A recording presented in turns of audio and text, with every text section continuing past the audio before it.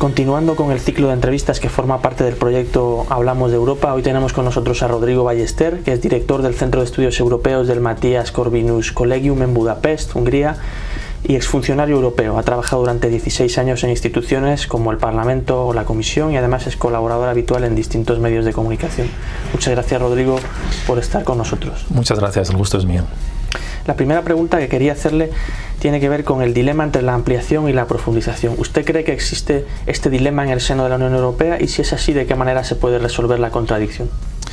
Bueno, el dilema es relevante, aún así no significa que sea definitivo y no creo que tengamos que zanjarlo en una dirección o en la otra, y desde luego si yo tuviera que inclinarme y elegir una dirección, sería la dirección de ampliación primero, antes que la profundización, sobre todo si esta profundización es un eufemismo para hablar de un federalismo desbocado.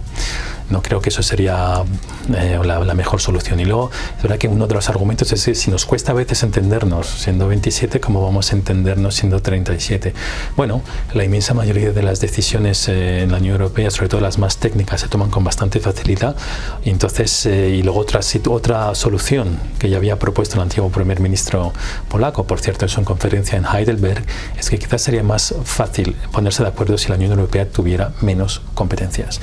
Y entonces, si la Unión Europea se centrase de nuevo en lo que mejor sabe hacer, que son los temas más técnicos, y los Estados miembros podrían repatriar algunas competencias de índole más política, yo creo que entenderse incluso con 37 miembros encima de la mesa, alrededor de la mesa, sería perfectamente posible.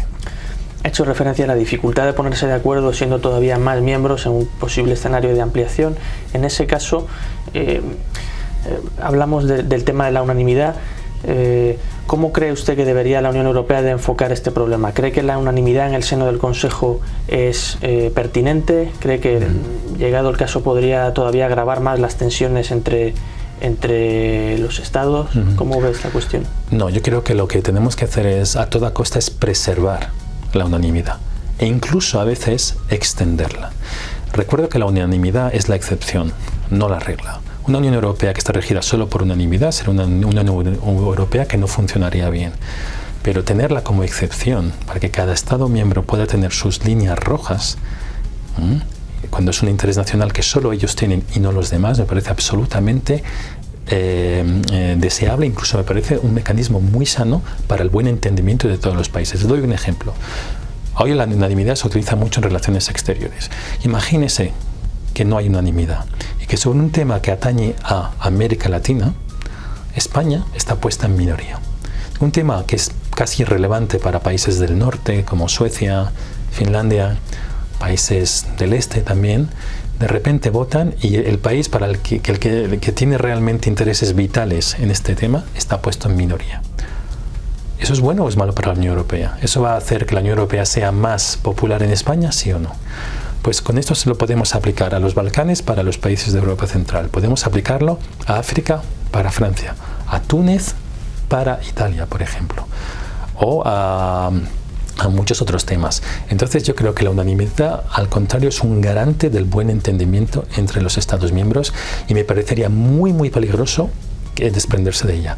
Porque además hay otra consecuencia sobre la que tendríamos que advertir también. Si no hay unanimidad escrita, habrá unanimidad de facto para los grandísimos países. Alemania, Francia, quizás Italia, quizás España. Porque a ellos nadie les va a toser. Entonces, ¿cómo puede un país medio o pequeño defenderse, incluso en un caso de arbitrariedad, si no hubiera unanimidad? Incluso ahora que la Unión Europea ha transformado el presupuesto europeo en un arma política, la única forma que tienen los países pequeños y medianos de resistir es con la unanimidad. Yo creo que una Unión Europea sin unanimidad sería una Unión Europea muerta. Quienes apuestan por la unanimidad lo que tratan de explicar es que una Unión Europea, digamos, en el escenario actual está un poco lastrada precisamente por los estados que mantienen en asuntos sensibles una postura particular que les impide entrar al tablero de juego con otros actores geopolíticos que son más que estados, casi imperios, en igualdad de condiciones. 2 tratados bloqueó Irlanda y nadie les ha hecho, digamos, este juicio, este proceso.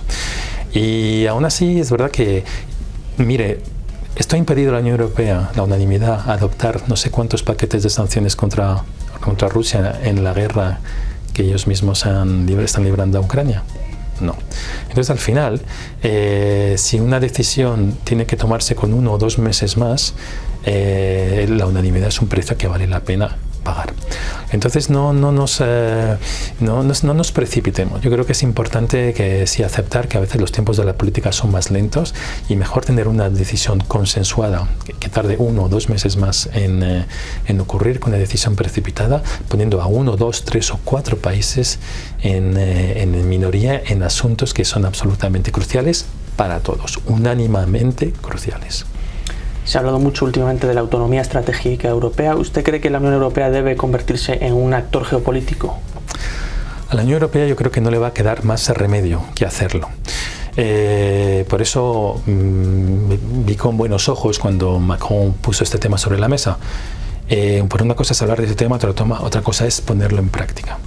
Y tener una autonomía estratégica no es, por ejemplo, calcar sus posiciones solo sobre las de un poder o la del otro, es también hablar con su propia voz. Autonomía estratégica es también tener una propia relación con China, por ejemplo, ¿no? Y entonces, y también ser una Europa que está dispuesta a defenderse dentro del marco de la OTAN. Eso es autonomía estratégica. Y luego también es pensar en clave de intereses y no de valores. Yo creo que algo que ha hecho mucho daño a la Unión Europea últimamente es esa obsesión con unos valores que de manera muy imperialista quieren imponer. En otros países, en otras culturas, otros continentes, especialmente en África, por ejemplo, donde el peso geopolítico de la Unión Europea ha menguado considerablemente, principalmente por esta razón. Iba a preguntarle precisamente por esto. En las últimas elecciones al Parlamento Europeo se ha hablado mucho de valores, se ha hablado mucho de identidad, ya sea la identidad europea o la identidad de los estados en contraposición a una identidad supranacional. ¿Usted qué papel cree que debe jugar la identidad en el proceso de ampliación europea? Bueno, tiene que jugar el papel mínimo que a veces no juega dentro de la Unión Europea. Que a veces la pregunta es, ¿qué queda de europeo en la Unión Europea? La geografía, quizás. Pero a nivel de las raíces históricas, nada. Estamos hablando de una Unión Europea que se niega a decir obviedades, a reconocer obviedades históricas. La más patente es la de las raíces cristianas de Europa. Cualquier africano, cualquier asiático la reconocería. Y los europeos en sus propios textos como una realidad histórica, que no espiritual. Yo puedo entender que a nivel espiritual esto quizás sea un tema que no conviene poner en un texto jurídico, pero como una obviedad histórica es necesario hacerlo. Los valores europeos no pueden ser solo los valores muy genéricos del artículo 2. Esos valores los puede uno encontrar en las constituciones de Japón o de Australia. No tienen nada de específicamente europeo. Y sobre todo, hay uno de ellos que me parece que se está distorsionando y tergiversando muchísimo últimamente, que es la noción de Estado de Derecho. Y es una noción que se quiere imponer también, además una noción muy genérica también, que tiene también una carga ideológica y que se está convirtiendo también en un arma más bien de imposición política con los países candidatos. Por ejemplo, el caso de Georgia. Les doy un ejemplo muy concreto. Una de las condiciones que pone la Unión Europea a Georgia ahora mismo es luchar contra la polarización de su propio Parlamento. Y eso lo dice una Unión Europea que está haciendo un cordón sanitario ahora mismo contra un tercio de sus propios votantes. Me parece bastante incoherente, por decirlo de una manera eufemística. Y entonces yo creo que una política tan sensible y tan geopolítica, tan importante como la ampliación, se conseguiría mucho mejor en clave de intereses compartidos que en clave de valores. Es importante también aceptar a estados que vienen con un bagaje histórico y cultural muy diferente y no centralizar a nivel de Bruselas temas morales y culturales que tendrían que estar decididos a nivel nacional o incluso a nivel local. Entonces, prescindiendo de la identidad europea, ¿dónde acaba Europa? Si pensamos en términos de ampliación, en los países de los Balcanes, en Turquía, ¿dónde diría usted que debe acabar Europa? Sí, esa es la pregunta más complicada. Yo no tengo una respuesta clara, porque sabemos dónde acaba Europa en el oeste. Tenemos un océano Atlántico que nos lo indica. Sabemos dónde acaba también, más o menos en el sur, aunque tenemos siempre el ejemplo de Chipre, que es, digamos, contraintuitivo. Pero no sabemos dónde termina al este. Y eso es un problema, porque ahí no sabemos si ser europeo es solo una cuestión geográfica o también una cuestión cultural. Ahí viene el caso de Georgia, por ejemplo. Georgia es un país que a todas luces no es geográficamente europeo, pero culturalmente lo es. Y entonces, claro, es un dilema. Es un dilema.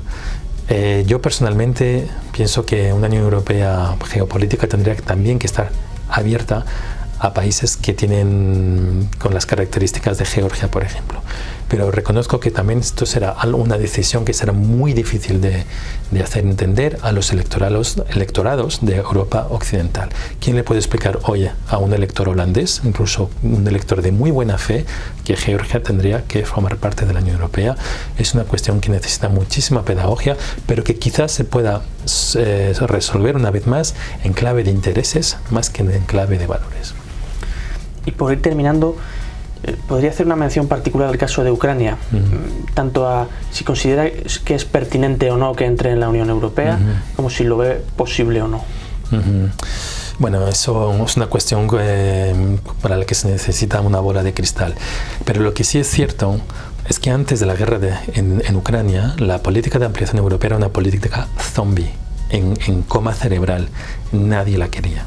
Nadie la quería. Todo empezó con el presidente Juncker, que dijo: durante mi mandato no habrá una sola ampliación más. Y luego vino el bloqueo también del presidente Macron en 2019, que fue una jarra de agua fría, un jarrón, perdón, no una jarra, bastante más que eso, de agua fría para países que han hecho los deberes, como Macedonia y Albania. La guerra en Ucrania ha despertado la Unión Europea de su letargo y le ha hecho entender que la historia es trágica y que la situación es más geopolítica que de una prosperidad perpetua. Y entonces en ese aspecto, digamos, Ucrania, digamos, tiene, digamos, ha despertado esa política y en sí es algo bastante positivo. ¿Ucrania podrá ser algún día un Estado miembro de la Unión Europea? Pues mire, yo creo que esto va a depender mucho de las conversaciones de paz que haya algún día para terminar con esta guerra. Porque la neutralidad de Ucrania la van a poner sobre la mesa, y la neutralidad será respecto a la OTAN o respecto a, y también quizás respecto a la Unión Europea.